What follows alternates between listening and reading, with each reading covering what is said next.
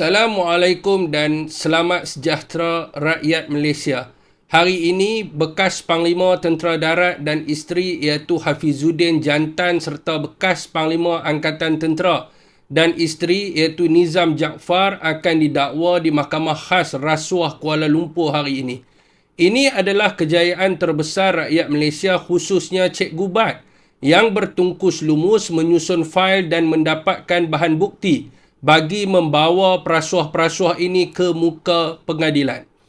Saudara dan sedari rakyat Malaysia, jangan kita lupa ada seorang lagi bekas Panglima Tentera Darat iaitu Zamros Muhammad Zain masih ada di luar sana di mana saya difahamkan beliau sedang berada di Australia sekarang ini.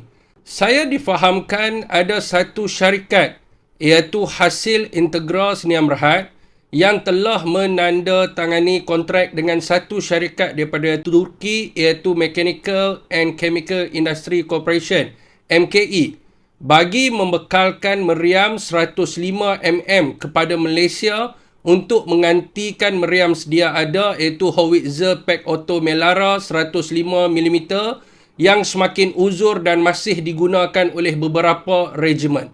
Saudara dan sedari, pada tahun lepas, bahagian perolehan Kementerian Pertahanan Malaysia telah mengeluarkan satu tender rasmi bagi pembekalan, penghantaran, pengujian dan pentaulihan sebanyak 36 unit sistem meriam ringan 105mm untuk Tentera Darat Malaysia dengan nilai 800 juta ringgit.